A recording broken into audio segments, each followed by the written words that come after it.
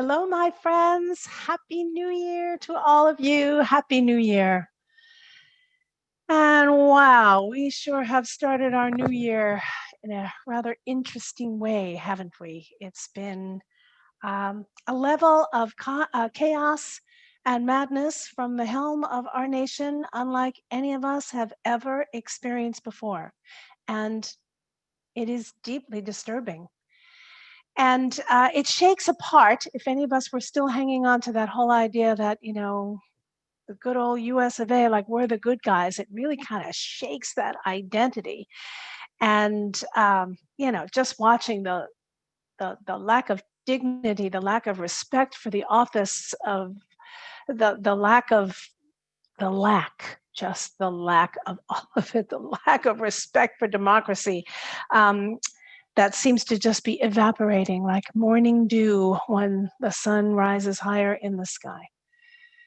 And so it is in times like these that our spiritual principles, our spiritual practices, our faith are crucial to our well-being.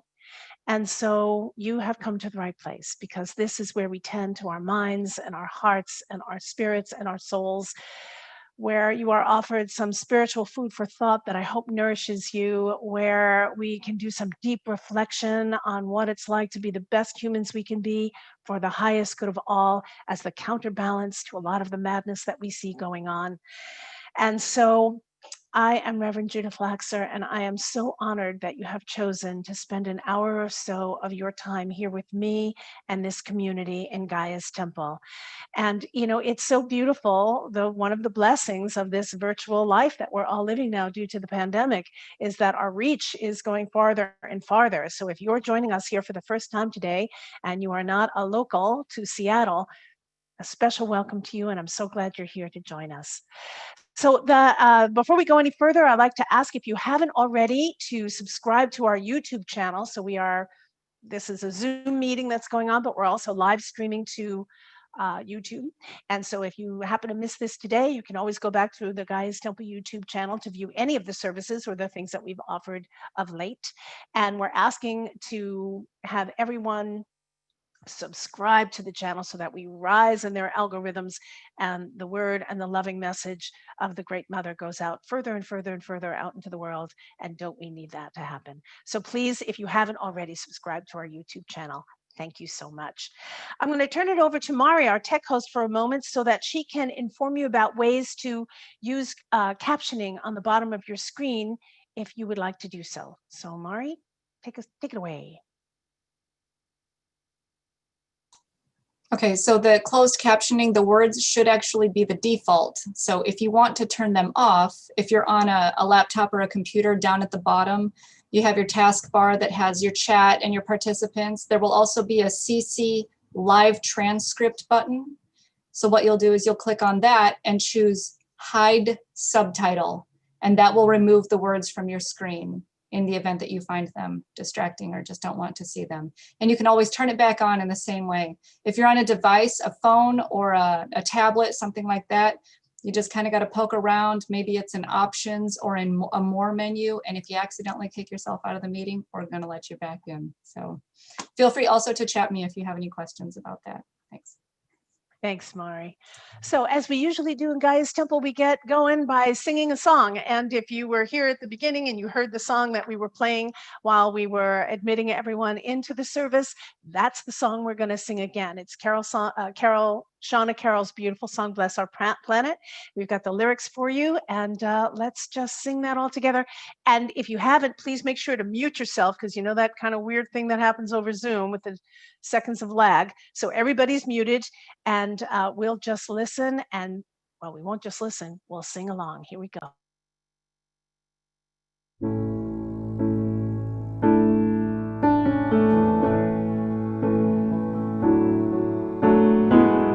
Bless your blue-green oceans, bless your endless skies, your streams and your valleys, your mountains so high.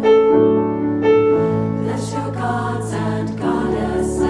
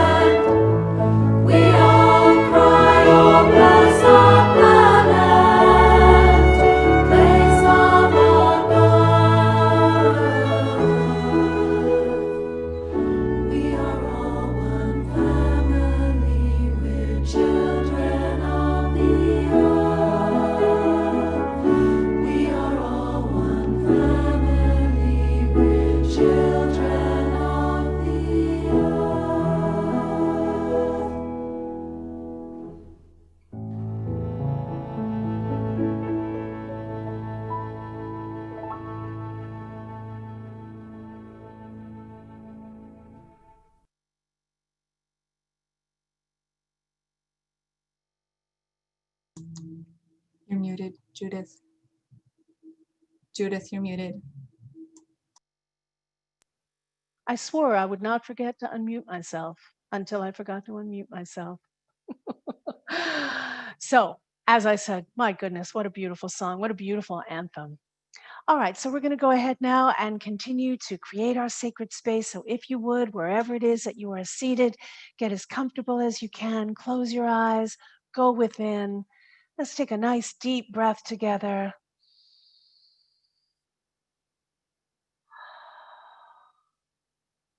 Let's take a moment and call all the pieces and parts of ourselves to come home. It's been such a tumultuous time and our emotions are running high and we're distracted and upset and all kinds of things. And during that kind of an emotional reality, it's very easy to feel frazzled and fractured. So let's just take a moment, call all the pieces and parts of us home. So any part of us that is projected into the future, any part of yourself that is stuck somewhere in the past, distracted by anything, worried, any of the places where any part of you might be, call yourself home.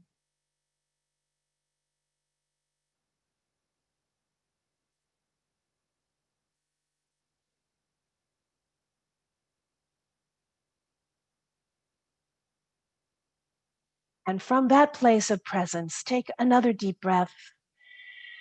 And as you exhale, begin to ground yourself to Mother Earth. Imagine a line of energy extending from the base of your spine, going straight down through the chair that you're seated in or wherever it is that you are, down through the floor of whatever building you might be in, and deep into Mother Earth.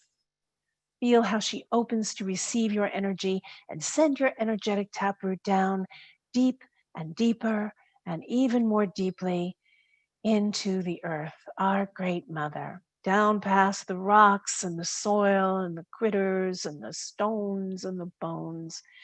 Root yourself deeply to our beautiful Mother Earth, and she opens to receive you. And when your taproot has reached its depth, then send out smaller little branches, reaching out and taking hold, and feel yourself become very, very grounded in this way.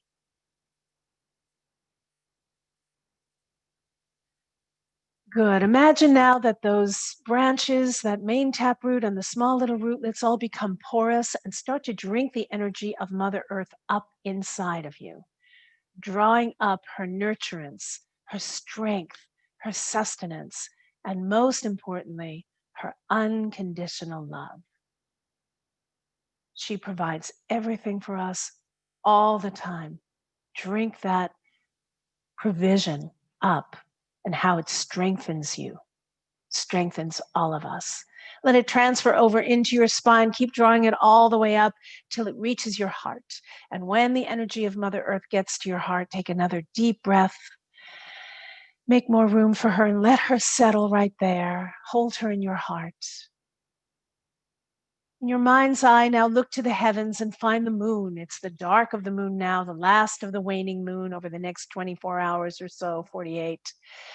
And she is in Sag today, so that fiery, warm energy comes pouring down, silvery light from the moon, the wise crone disseminating her magic.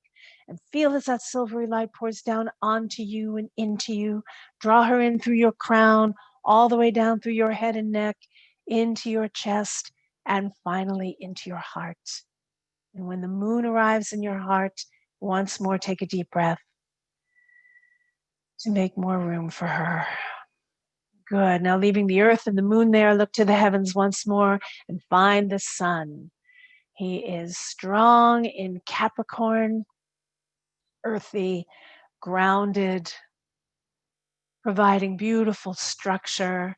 And feel as his golden light pours from the heaven. Once again, drink that down through your crown, through your head and neck, down into your heart.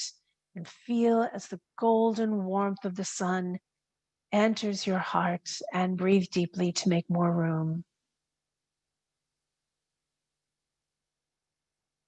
Good. Now, in a moment, I'm going to ask us to take a deep collective breath together. And on the exhale, use your exhalation to push those energies, those three cosmic energies of earth, moon, and sun, straight forward from your body. Imagine it swirling first all the way around you, and then also rippling out to encompass all of us who are here on this live stream today at the service in the moment, and even those in the future who will view it over YouTube. And we'll imagine that energy rippling out as if we have just tossed a stone into the middle of a still pond, and we'll push all of that energy out to cast our circle. So here we go. Deep breath. And out it goes.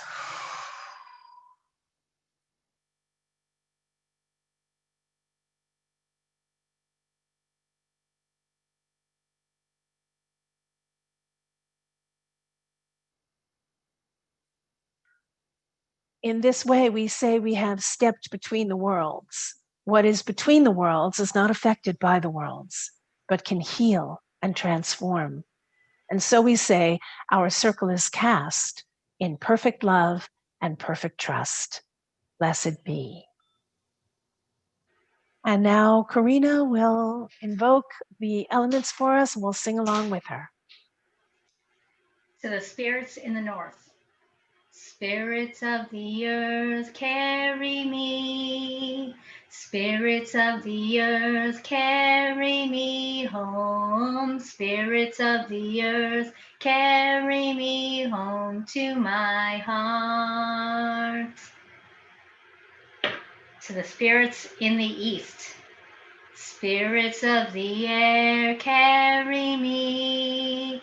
Spirits of the air, carry me home. Spirits of the air, carry me home to my heart. To the spirits in the south, I forgot the lighter, so we're just gonna pretend. We're gonna imagine the light here. Spirits of the south, spirits of the fire, carry me. Spirits of the fire, carry me home. Spirits of the fire, carry me home to my heart. And the spirits in the west. Spirits of the water, carry me. Spirits of the water, carry me home. Spirits of the water, carry me home to my heart. And the spirits of the center.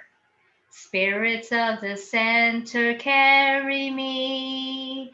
Spirits of the center, carry me home. Spirits of the center, carry me home to my heart.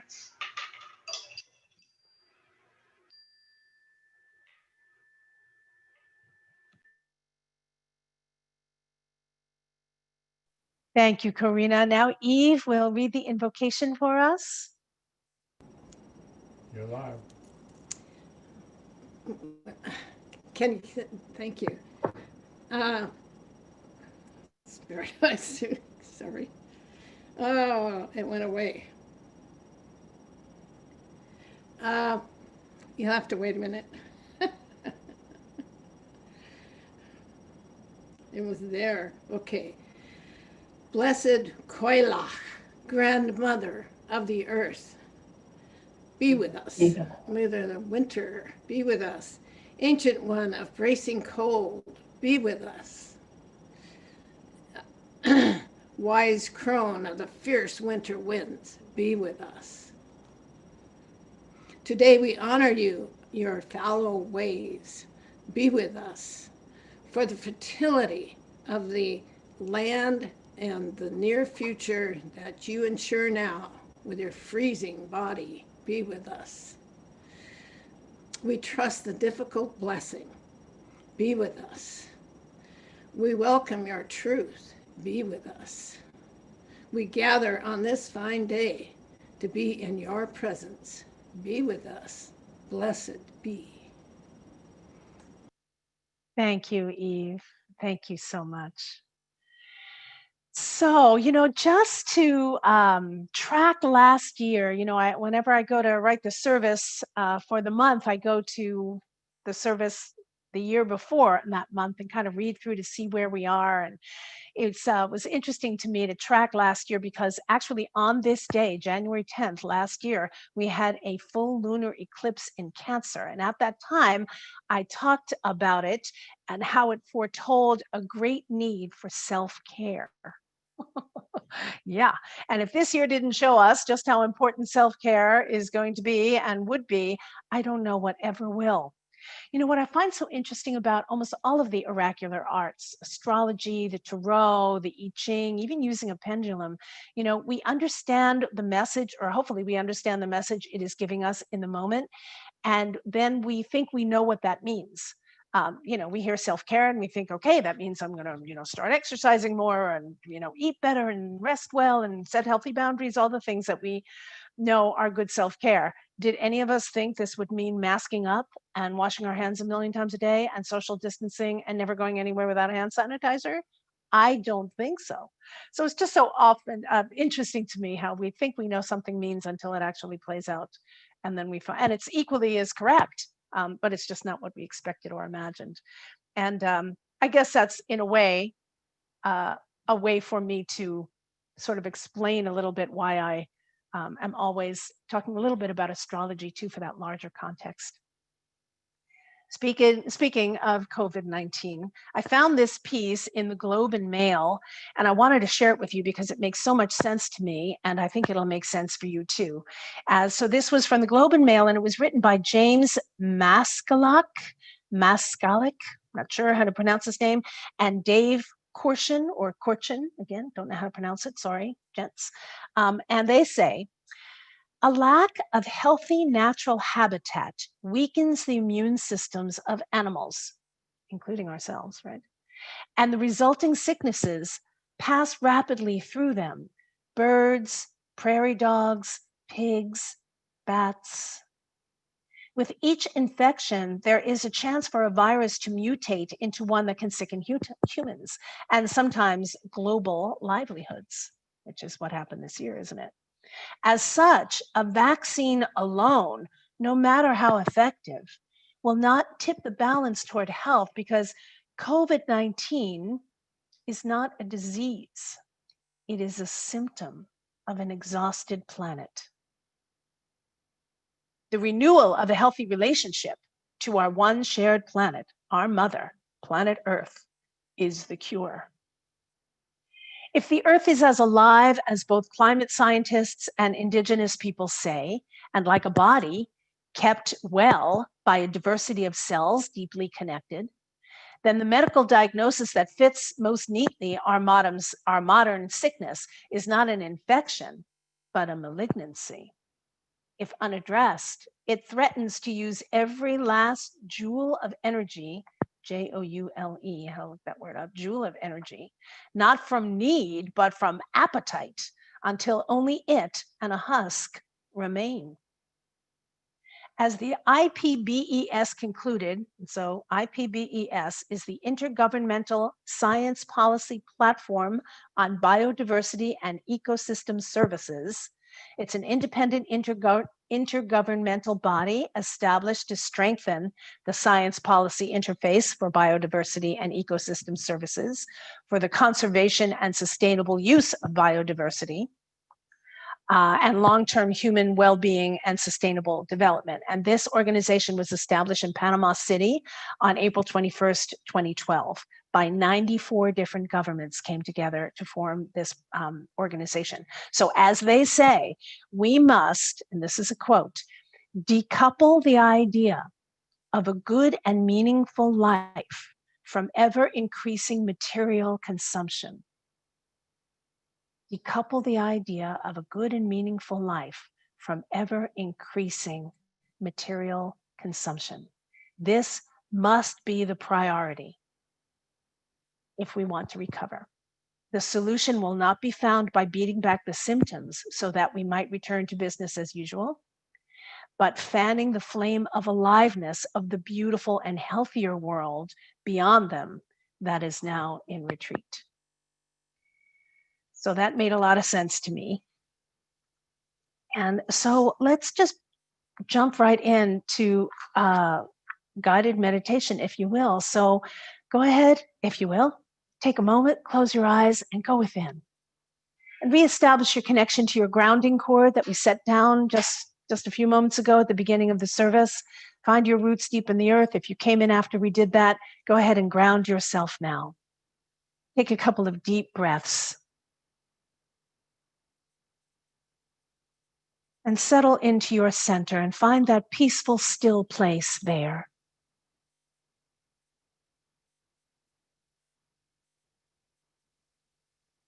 And then bring to mind this concept again, the concept of uncoupling the idea that a meaningful life is created by increasing our material consumption.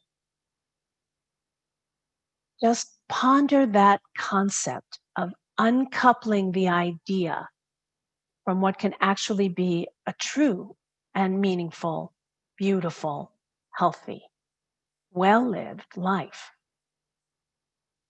Because we have been conditioned to believe that acquiring, accumulating, and consuming more is what's going to make us happy.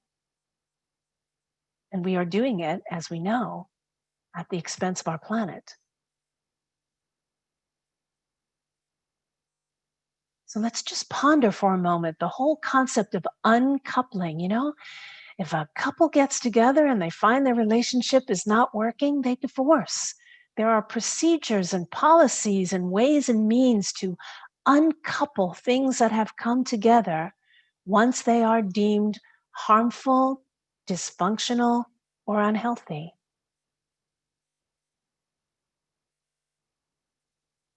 How can we divorce ourselves from this madness, this idea, and this constant desire for more, more, more? Now, more is not necessarily better, but if it's more material things, it can lead to right where we are now. A planet whose immune system is weakening, and therefore the animals and plants upon her, our immune systems are weakening, and it leads to no good. More interconnectedness with each other, more love, more time spent in nature, more understanding and forgiveness, more healing. These are things that more. Yes, yes, yes, bring them on. But another item of clothing, another fancy this, or a special that, or the newfangled what have you, not so much. So let's take a moment in the next moment of silence and determine one thing that we can uncouple from, one thing in our lives that we can decide to let go of that we are currently materially consuming. So that could be, okay, you know, I've got a little shopping addiction here. And so I'm going to, cut that in half at least. Or it could be that, last in bulk, I decided I was going to start observing meatless Mondays. So I was consuming less animals. Or it could be anything at all.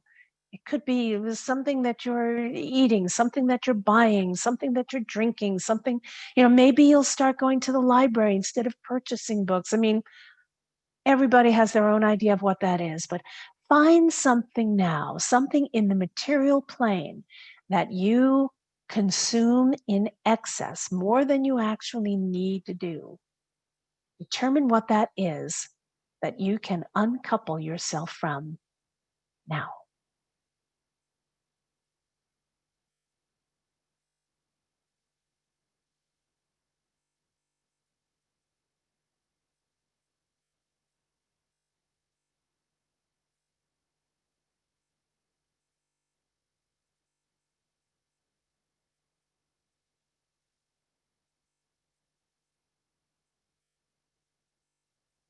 Take a deep breath as you let this idea, this thing you have determined that you will uncouple yourself from, really take root inside your consciousness, in your heart, and in your intention moving forward. And then gently open your eyes and come back here. You know, the next Sabbath on the wheel of the year is Imbolc coming up on February 1st or 2nd, I think it is this year. And that's typically a time when we dedicate ourselves to something. And so perhaps this uncoupling is something we can dedicate ourselves to. We don't have to wait till February 1st. We can start this right now. The whole concept of our immunity, dropping, and the immunity of the earth dropping is because it's taxed too much. We are taking too much, and there's not enough rest and restoration to happen, to rebuild. And so that balance clearly is out of balance. And every little bit we do, we can say, oh, it's just me, I don't matter. Every little bit is important. So thank you for whatever it is that you just uncoupled from. And may our uncoupling be healthy for ourselves and everyone else. Blessed be. So today, my friends, I want to talk with you about crone goddesses, old women, ancient hags, and one in particular, the Irish crone goddess called the Coilach, the grandmother of winter, the mother of mountains, the ageless lady of dark places, the ancient crone of wisdom, she of the bracing icy winds and the fallow time of the year. She is an elemental goddess, just down to the basic elements of what takes place in nature. And, right after Yule, we're usually like, okay, spring is coming. Our mind is going towards spring, and Imbolc is just a few weeks away. And we're starting to think toward the spring, and our minds are starting to go more toward the maiden aspect of the goddess. But the truth is here, at least in the Northwest, that the coldest part of winter usually occurs here in January, February, and into March. And sometimes even later than that. And of course, these days with climate change, it's anybody's guess. But I don't want to give the crone aspect short shrift this year. And so I wanted to talk about the Coilach, the grandmother of winter, because that's where we are on the wheel of the year right now. She rules the winter months from Samhain pretty much through till Beltane. And what I find interesting about her also is that she's known as the Coilach. Like we say, the goddess. We know so many different goddesses from so many different cultures around the world, and we know them kind of by their first names. There's Hecate and Kali Ma and Persephone and Kuan Yin, and we know them by their first names.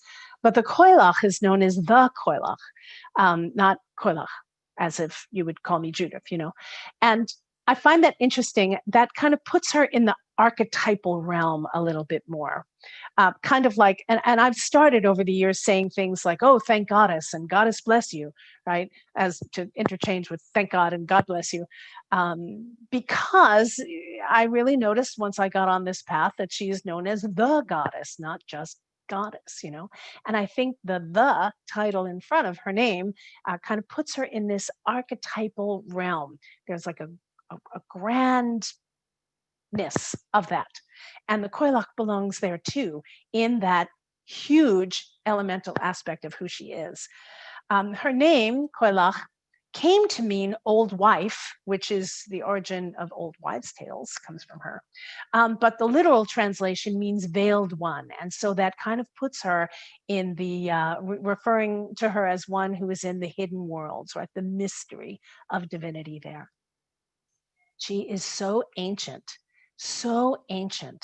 that almost none of her original myths and stories are still known to us.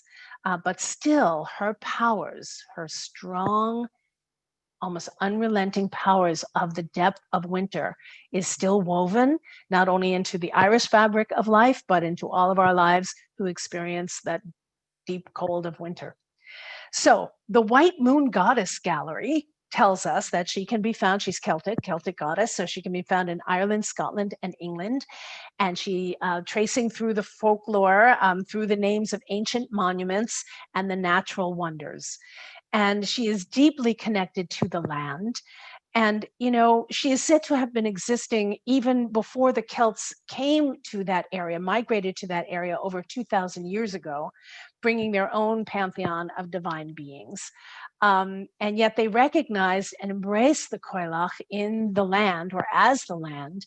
And as a famous Irish poem says, there are three great ages: the age of the yew tree, Y-E-W, the yew tree, the age of the eagle, and the age of the Coilach. So she's just so deeply embedded far back into history. As a goddess, she's depicted as a very old woman with one eye, but it sees everything, in a blue-black face, and her teeth are red, and her hair is white as a snow-topped mountain. And she wears a kerchief over her hair and dull gray clothing with a plaid shawl over that. And in some stories, she's holding a hammer in her right hand. In some stories, she's holding a wand, but that's what she uses to strike the grass to turn them into shards of ice. So she brings the winter. She is the winter. It is said that mountains in that area were formed from stones that fell from her apron. So that really just like widens the scope of her size, not just her size in human form, but to encompass the land and the landscape. And it reminds me, in 2002, I went to Glastonbury, to Avalon, with Shauna Carroll, and we brought her opus, The Goddess Chant, there and performed it in the Great Hall over Beltane, which was incredibly magical. And we worked with the priestesses of Avalon there, and they showed us and taught us, first standing up on the Glastonbury tour, looking out over the landscape, but also in maps, the goddess in the landscape. Like, oh, there are her breasts, and this is her belly, and those are her knees. And you could actually see her in the topography of the land. So this, goddess of the earth wasn't just a concept. She literally was the land. Such a beautiful, beautiful concept. So she brings the necessity of winter because she is the winter. So we can see the winter as a metaphor, as the season itself, of course, but also as a metaphor for elderhood, like where we reach on the wheel of the year as we go around. The winter is the time of elderhood. So again, from the White Moon Goddess Gallery, it says, and I'm just going to read this word for word because I just love it. They say, the early Celts savored the dark side of life. They embraced war like a lover, plunging into battle naked, singing gloriously boastful songs. They were fearless in the face of death, which their belief in reincarnation taught them was but the center of a long life. So deeply ingrained was their understanding that death is not the end, that this was just one little blip, in the middle of a long, long continuum. So much so that it was not uncommon for a man to lend money and agree on repayment in a future life. I just love that. I would like to borrow money like that. I'll pay back next lifetime. For the ancient Celts, darkness was associated with new beginnings, the potential of the seed below the ground. And so this was another reason why I wanted to talk about this goddess at this time of year, because it's very easy when we're looking at the triple goddess, maiden, mother, and crone, to start with the maiden in the spring, and she grows into her fullness of maturity and fertility as an adult, and then becomes a crone. And that kind of makes sense to us because we also started as a baby and we're growing until hopefully a long, beautiful life into our elderhood.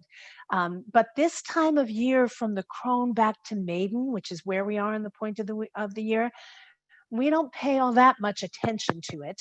And so that was another reason why I wanted to talk about her here today.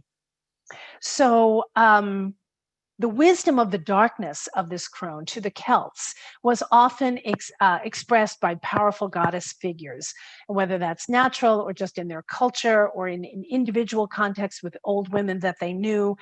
The role of these elders, the role of this goddess, was to catalyze change through the transformative power of darkness, the transformative power of darkness, to lead through death into new life.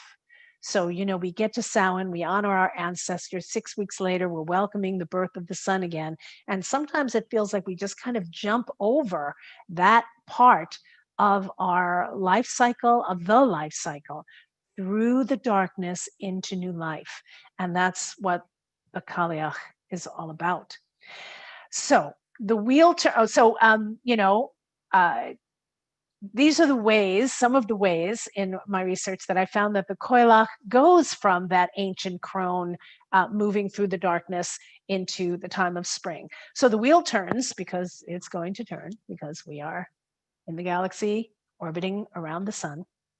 And in the spring, the Koilach could not bear the sight of the green grass and the warmth of the sun. And so she would fly into a temper, throwing down her wand or her hammer beneath a holly tree, and then before disappearing into a whirling cloud of angry passion.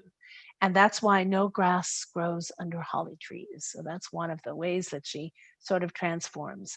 Another was she turns into a gray boulder from Beltane to Samhain, there at the water's edge in Ireland. And at Samhain, she becomes a goddess again and then rules through to Beltane when she becomes that ancient stone, that ancient boulder. And the boulder is said to remain always moist because it contains life substance. So that's another way that she transforms from goddess to boulder and back to goddess again. Another is that she turns into a beautiful young woman in the spring. The other face of the Koilach is Bridie, or Bridget, which is coming on to Imbolc, whose feast on February 1st marks the noticeable return of the light. So on the eve of Bridie, it says that the Koilach goes deep into the magical forest on an island, and at dawn, she drinks from the water that comes up in a crevice in the rock and transforms into Bridie, the maiden goddess of the spring, whose white wand then turns the earth, the bare earth, green again. This is something that I found really interesting about her. According to an old Irish poem, the Koilach originally lives as a maiden 7 times. And after that 7th time of youth, that's when she becomes the old crone and remains a crone from there on out. And during those 7 times, she has had many children by many husbands, as well as countless foster children.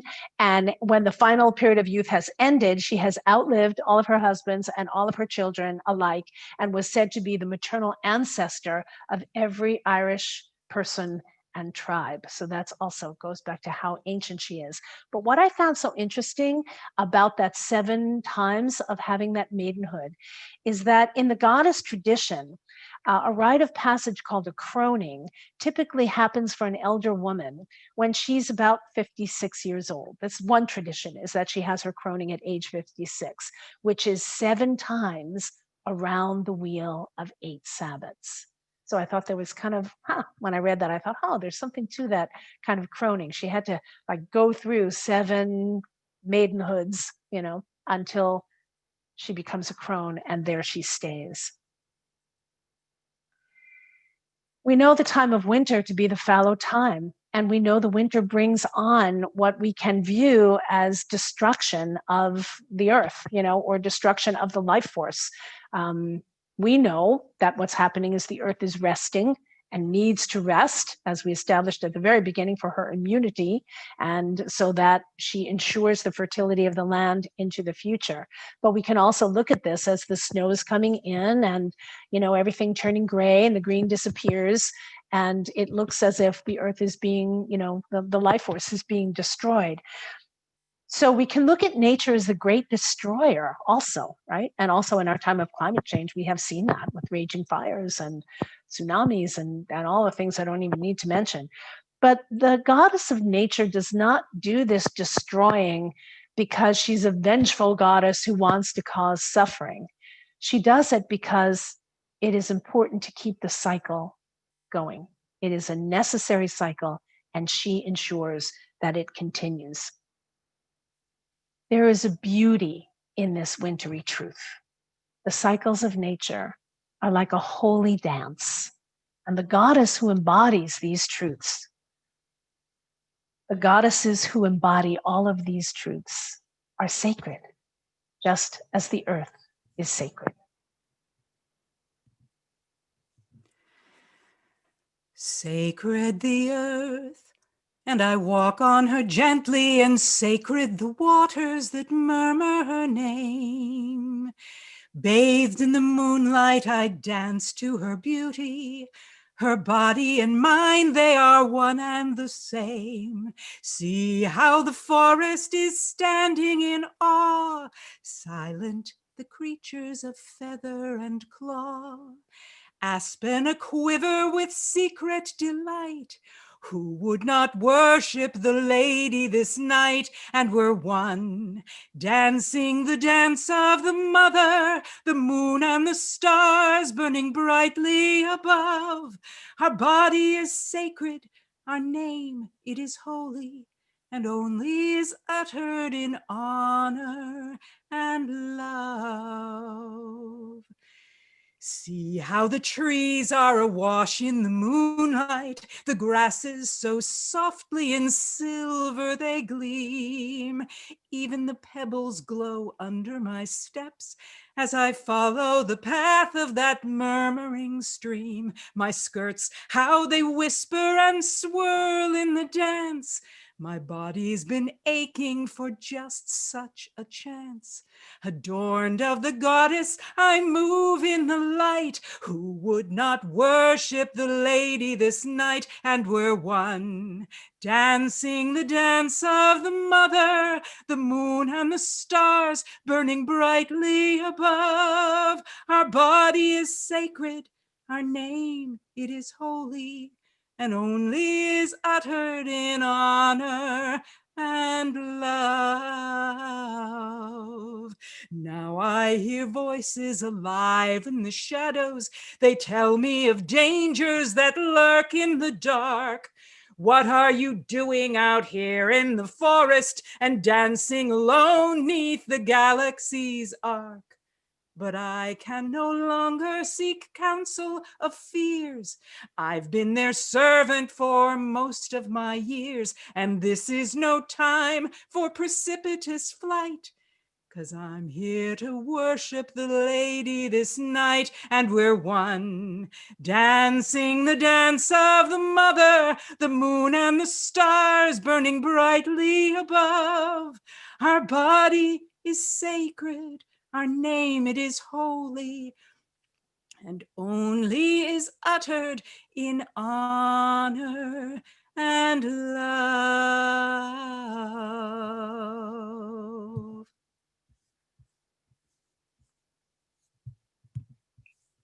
Elizabeth Sanders, thank you so much for that beautiful song. Oh my goodness. Gorgeous. Thank you, Elizabeth. So now I want to talk a little bit more about elder women. Elder women. Let's talk about elder women. And actually, for more about elder women, you can go back to the YouTube of my Mother's Day service last May, where I talked quite a bit about that also. But I want to talk about them again because we can't talk about elder women enough, I don't think. And I want to talk about our need for them and why we need to worship them and how important their wisdom and their experience and their truth-telling is for the wellness of ourselves and for Gaia. You know, it's pretty clear that we do not honor aging in our culture, which is really too bad. And we especially don't honor elder women. We tend to think that elder women become useless. Older men are supposedly become more distinguished, and older women become more invisible. It's just kind of how it goes in our culture. So not honoring longevity and all the gifts and blessings that it brings is a very terrible missed opportunity. And by not doing it, we're also not honoring our planet Earth, our ancient mother, who is estimated to be 4,543 billion years old. That's some longevity right there. So in honoring elder women, we look to the crone aspect of the goddess, of course. And I always like to remind us that the word crone is derived, or that has the same root as the word crown, that the crown was put on the head of a wise elder woman. And so the word crone comes from that, someone that we, bestowed the power to rule from her wisdom. So crone is not a bad word at all. Just like the word hag. Hag is like the first three letters of the word hagiology. I don't know if it's hagiology or hagiology. I'm not quite sure how to pronounce it. But hagiology, just for the sake of it, is literature or a body of work dealing with venerated persons or writings. And so veneration, a venerated person, is regarded with reverential respect, admiring deference. Admiring deference. I love that. So a hag is someone who is carrying these ancient and important stories. She's carrying them within, and she does so because she's lived them, because she's got the experience. She's been around for a while, and she's collected the stories as well as living them herself. So when someone says, "You old hag," you say, "You're welcome." The crone is our grandmother. She is our grandmother. Life experience has matured her, it has toughened her, it has made her brave, and it has taught her healing. The grandmother is honest because she doesn't see the sense in lying. There's no need to lie any longer. She is unafraid of the truth. Even when she doesn't like the truth, she's not afraid of it or afraid to speak it. I'm talking about an archetypal elder woman now. We all know that we are all human. Hopefully we all know we're all humans and we're all fallible, and sometimes we get older and that doesn't make us necessarily any braver, but the crone aspect of the goddess and the archetype of the grandmother is, hopefully as we have matured, these are the ways that we can be unafraid of the truth, really honest, hopefully with tact and diplomacy, but still honest nonetheless, carrying that life experience, employing the wisdom that we have garnered along the way. If the crone was honored in our popular culture and in mainstream religion, of course, our world would be very, very different because we would see more elder women in leadership. Now, granted, the face of leadership is changing quite a bit and has, thankfully, in these past however many years. But the truth is, we see a lot more elder men in leadership than we do elder women. If we saw more elder women in leadership, we would see a different kind of leadership. And I want to talk about that a little bit today. If elder women were given admiring deference, the wisdom that they have might be the same as a man's wisdom, but I believe that it would be offered differently. And so the wisdom is the same, right? Women are not the only ones that are wise. There are wise men, there are wise guys out there. We know that there are wise. Wisdom is not gender specific, right? But the way that wisdom is proffered does change or has been conditioned to be offered in certain ways, the way our culture has gone. The qualities of empathy, emotion, intuition, compassion, and tenderness have been deemed okay for a woman to have, or a woman to employ, to develop. It's been okay for them to behave that way, empathically, emotionally, the sensitive, using their intuition. That's deemed okay in our culture. These are actual skill sets. They are skill sets. They are not weaknesses. But if a man demonstrates that, still to this day, if a man demonstrates those same qualities, empathy, emotion, intuition, compassion, sensitivity, tenderness, he is seen as weak, and he is often still ridiculed, particularly by his peers, other men.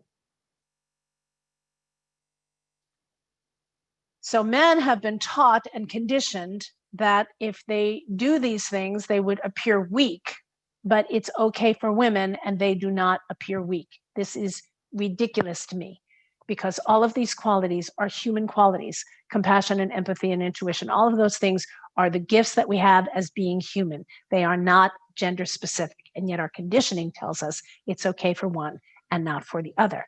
So I don't necessarily think that this would change where an elder woman would lead us, although it might, but how she would lead us certainly would change. We would see a different kind of leadership from elder women. You know, I had two grandmothers. Well, we have all had two grandmothers, but I had two grandmothers that I knew and that I loved, and they loved me very much. And I lost one of them in my 20s and another when I was 50. So they were around, you know, they were around for a good long time in my life. And they were very, very different women, but they did share their children and they shared their grandchildren. And they were always very gentle and very loving with me. They always looked at me with soft eyes. There were always hugs and kisses from grandma, physical affection. There were none of that was withheld in any way. Now, granted, I was the baby of the family, so I was spoiled. I did a good job of choosing when to come in and what order to come in. I came in as the baby and enjoyed all of the spoils and leniency. But even with the leniency, even with how they spoiled me, those two old crones, they were tough. They were tough old crones. And they made me feel safe because of it. They showed me how to be soft and strong at the same time, that it's okay for a woman to be soft and also strong. But again, for a man, there's that same silly stigma that if a man is soft, he is weak, not strong. And it's ridiculous. It's not true. It is a lie, and we must oust it from our cultural conditioning in order to heal what's going on this planet. I think that this is the root of toxic masculinity. We've all heard the expression toxic masculinity. And I think if you distill it down, it comes down to this, that a man feels or believes and has been conditioned, and we all sort of have this collective agreement that unless he's the rugged individualist Marlboro man who's tough, tough, tough, tough, tough, that's the only way that he can be strong. And that if he softens, then he's going to be weak. So I'm repeating myself now, but it just like drives me crazy that that is still what is going on here. And I think that's where the toxicity comes in. I think there's a lot of things that are going to heal that, but one important way that that can really begin to shift and change is for other men to heal, for men to heal each other. That doesn't mean that women are not part of the healing. Of course we are. But a lot of the continued shaming comes in with men shaming each other, you know, or having to prove that they're tough to each other. And if men were able to welcome each other's softness and have a place for each other's compassion and show tenderness to each other and see how strong that actually makes them, a different way, but no less strong, that I believe is going to be part of the healing. I think that is part of what we as women have been trying to have happen, to see men soften a little bit and not try to prove how tough they can be. But I think another part of that has to happen within the community of men. So if you are a person of male persuasion watching this, I beg you, please become more tender, become more understanding of tenderness amongst yourselves. Please. Because what happens is, like any sort of toxicity, although it might be a little exciting at first, it rapidly becomes dangerous. Toxicity is dangerous. It's not healthy, and it leads to very dangerous situations. So a grandmothers, elder women, grandmas might be brave, but they're not looking for danger, right? Typically, they are the ones who deal with the aftermath of what danger brings about. They are the ones who are doing the cleaning up or the healing or the burials, you know. Grandmother has nothing to prove by surviving danger well. It's not the setup. She doesn't seek to create a dangerous situation. I believe the archetype of the elder woman, of the grandmother, is seeking a soft, healing, relational, tender way of being. And boy, if this week doesn't show us that that is really what's needed, you know, I don't know what will. A grandmother is not expected to be hard, right? It's okay for grandmothers who can be brave enough to hold the truth, can also be soft enough to hold that truth with love. Grandmothers who have so much empathy and compassion that they can transform violence into peace.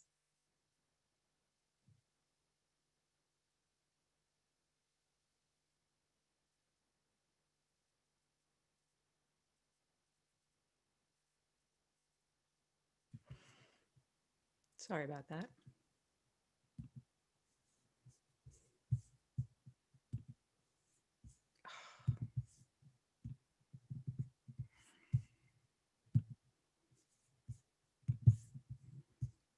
Technical difficulties, sorry about that. It's okay.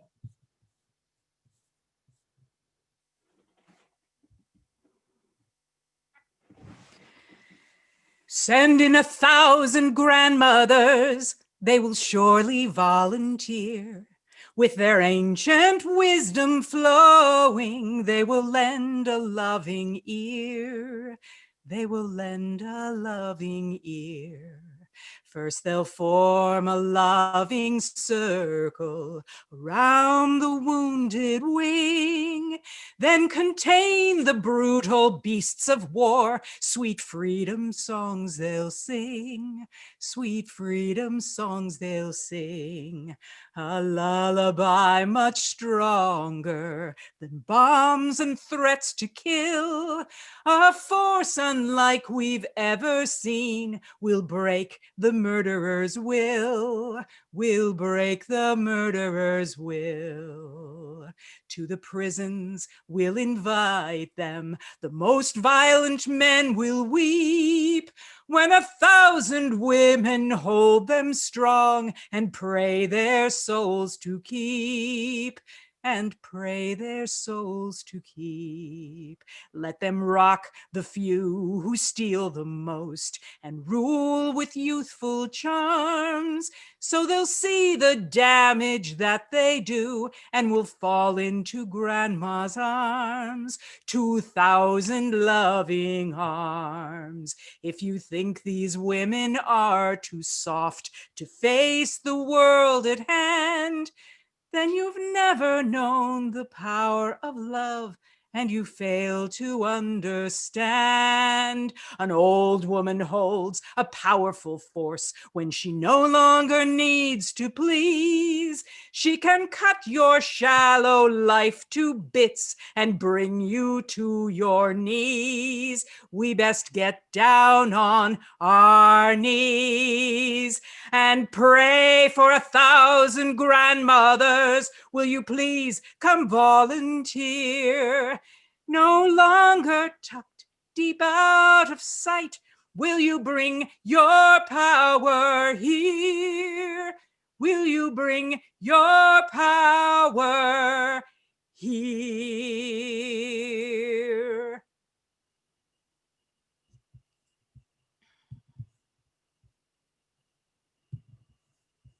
Thank you, Elizabeth. So, my friends, whether we are honoring the Koilach or our grandmother or any of the elder women that we might know, doing so is wise. Let's continue to imagine and support a world where elder women are no longer invisible, but respected, included, sought after, and revered. May we all give elder women, ancient hags, and wise crones the admired deference that is their due. Blessed be.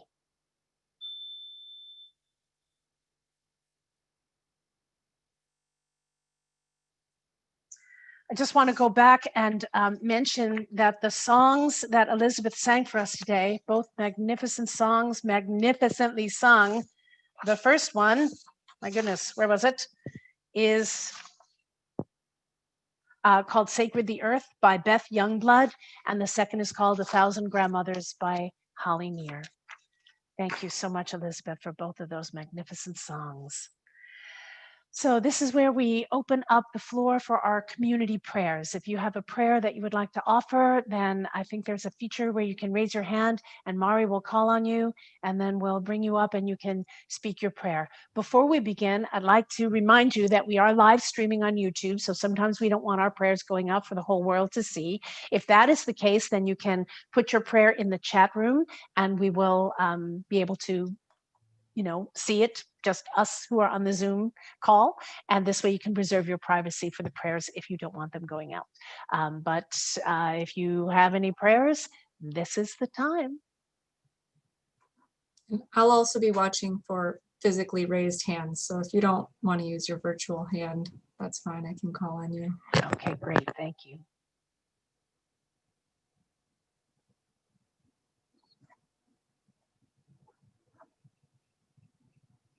Okay, I'll begin. I would like to offer up a prayer for sanity for this country. I would like to offer up a prayer for a peaceful transition of power. I would like to offer up a prayer of protection for all involved, including the new administration coming in, that this transition be peaceful, uneventful, and quick. Blessed be.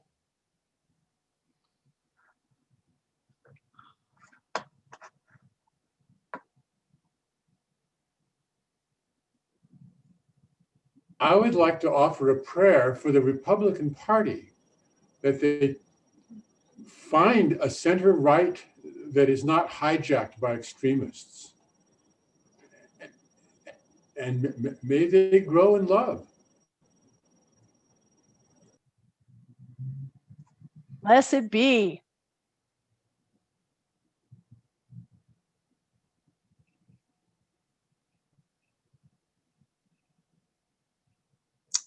I don't see any hands raised, Judith. Oh my goodness. Oh, there's one. Good.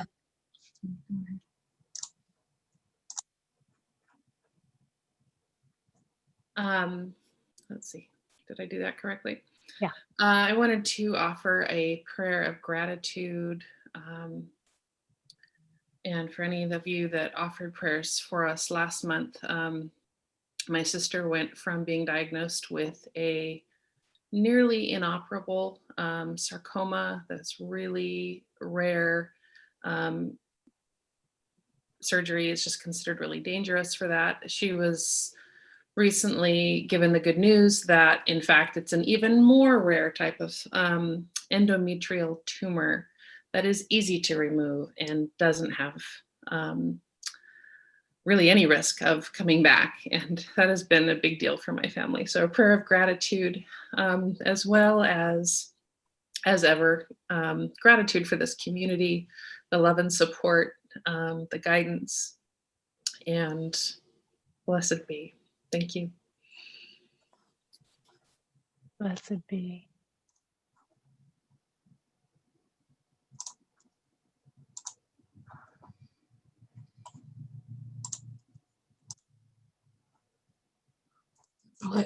That's all I see for hands.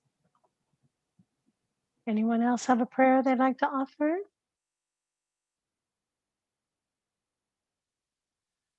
All right, may all of our prayers, spoken and unspoken, be heard and answered. Blessed be. Okay, so next, each year in January, actually from January to March, we begin our annual pledge drive, asking our community for financial support to keep Gaia's Temple going. And usually at this time when we are gathered together, there's a program and you have a little envelope in there and a pledge form. And so you can fill out your pledge. And this is how we know who we can count on and how much we can count on to keep our ministry going. And this is our pledge drive every year in the first quarter from January to March. Of course, we're not gathering together. And so we are unable to offer that pledge form to you in real person, in real time. However, we, of course, are still asking for your annual pledges. And on our website, gaiastemple.org, gaiatemple.org. There on the main menu there's a Support Us tab. And if you click on it, there are 2 pages that come down. The first one says pledge/donate. And on that page is a pledge form, and you can fill it out to let us know what your annual pledge will be. And also this will let us know to track your pledges also, because we are a 501c nonprofit organization, and your contributions are tax deductible. So if you go to the Gaia's Temple website and go to that page, the pledge/donut page on the Support Us tab, and fill out that pledge form, we would be most grateful. And any amount that you can pledge is perfect. Really, I mean, ideally what would happen is that everybody who participates would donate $1 a day, like $30 a month.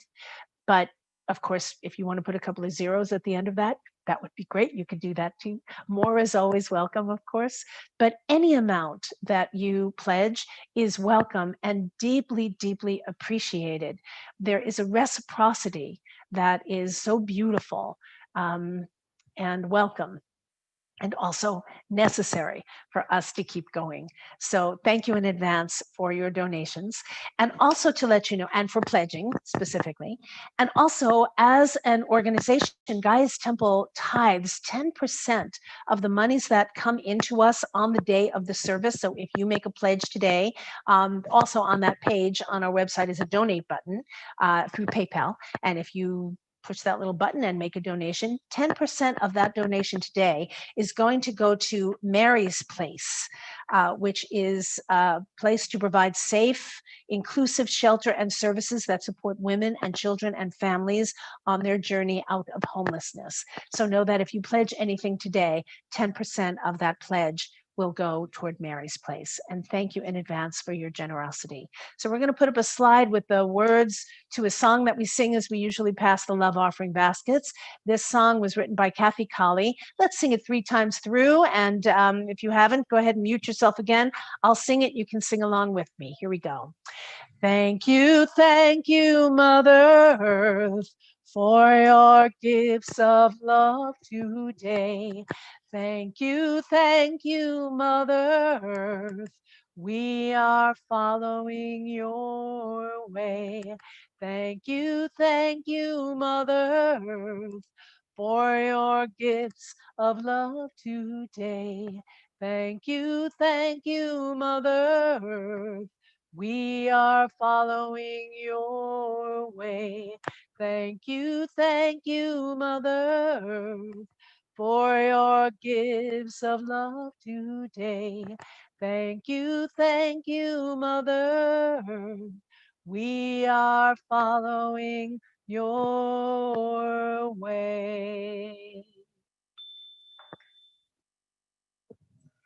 So I'd like to thank our beautiful ritualist today, Karina Frenzel, for invoking in the elements, and she'll be leading us in singing them out at the end. Thank you, Eve, for reading the invocation at the beginning. And thank you so much, Elizabeth Sanders, for providing such beautiful music, so beautifully sung.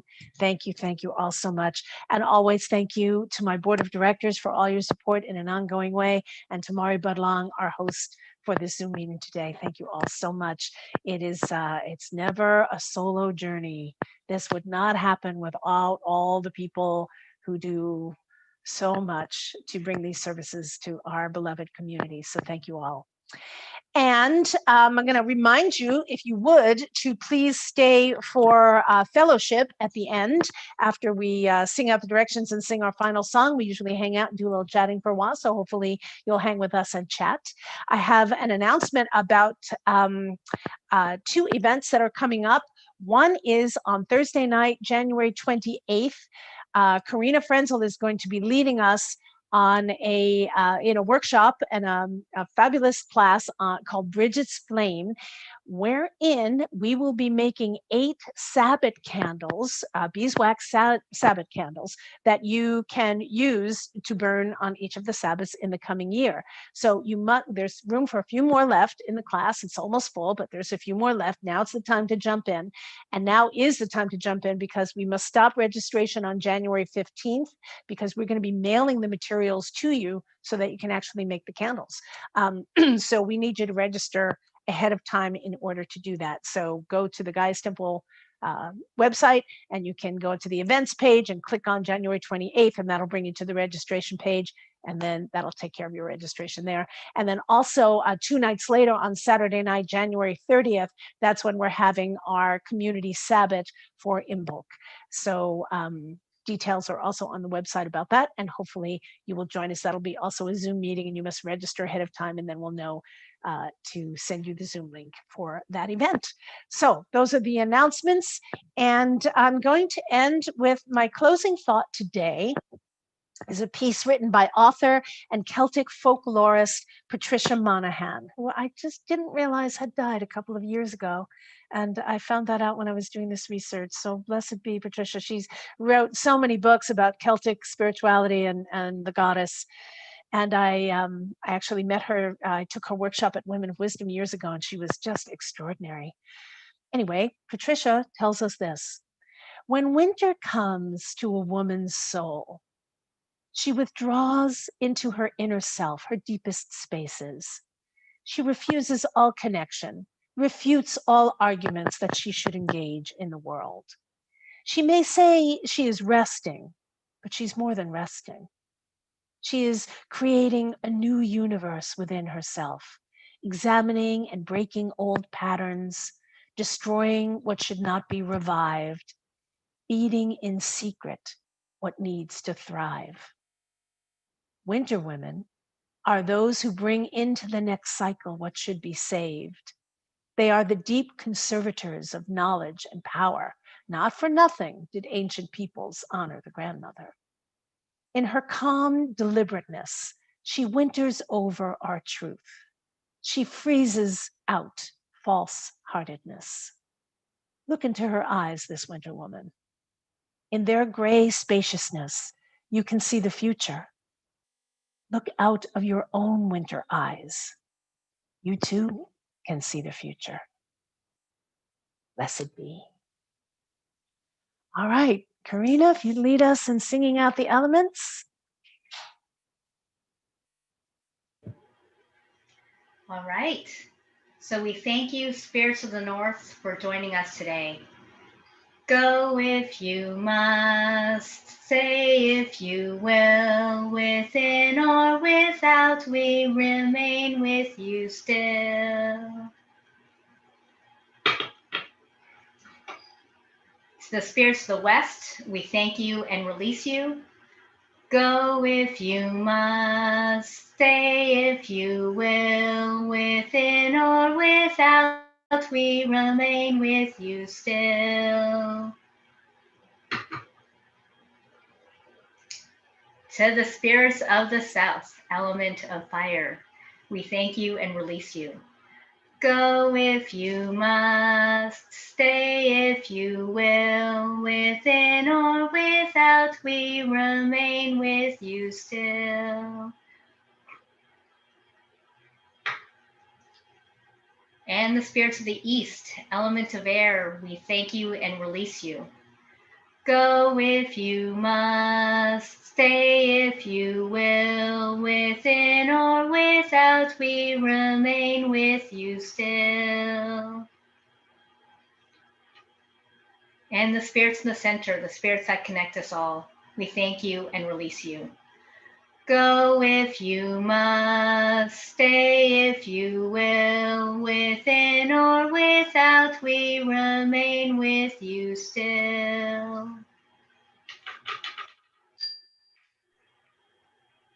Thank you, Karina. All right, Mari, if you would put up that final one, this is what the song that we sing at the very end. Please join in with me, even though you're muted. And it goes like this. The circle is open and unbroken. May the love of the goddess go in our hearts. Merry meet and merry part, and merry meet again. Blessed be, blessed be, blessed be. Thank you so much, everyone. Hope you stay for fellowship with us. Blessed be. Thank you.